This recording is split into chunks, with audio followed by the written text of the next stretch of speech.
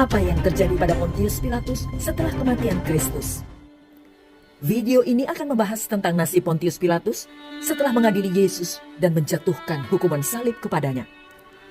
Salah satu tradisi mengatakan bahwa ia berasal dari daerah Ponti dan merupakan anggota suku bangsawan Semni yang tinggal di wilayah selatan Italia.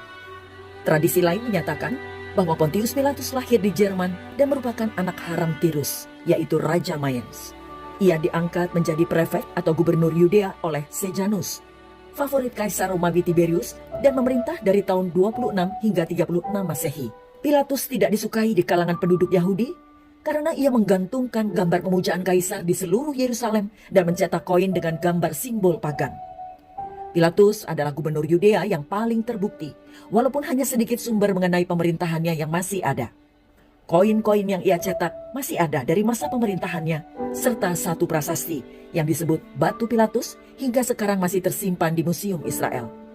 Sejarawan Yahudi Yosefus, filsuf Philo dari Alexandria, dan Injil Lukas semuanya menyebutkan insiden ketegangan dan kekerasan antara penduduk Yahudi dan pemerintahan Pilatus.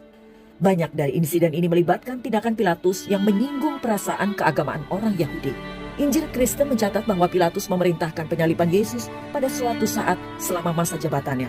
Yosefus dan sejarawan Romawi Tacitus juga mencatat informasi ini. Setelah Herodes Archelaus dibuang oleh Kaisar Augustus, maka Yudea digabungkan dengan provinsi Romawi yang besar, yaitu Syria. Dan Yudea lalu diperintah oleh wakil atau utusan yang disebut prokurator.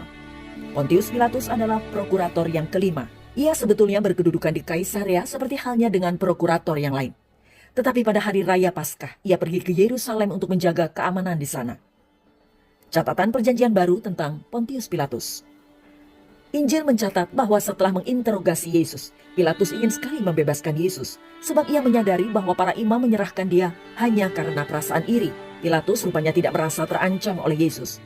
Oleh karena itu, ia tidak mengambil tindakan sebelumnya, hingga ia dihasut oleh massa.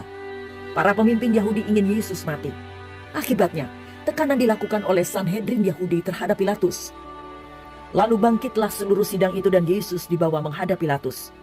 Di situ mereka mulai menuduh dia, katanya, "Telah kedapatan oleh kami bahwa orang ini menyesatkan bangsa kami dan melarang membayar pajak kepada Kaisar." Dan tentang dirinya ia mengatakan bahwa ia adalah Kristus, yaitu Raja. Lukas 23 ayat 1 hingga 2.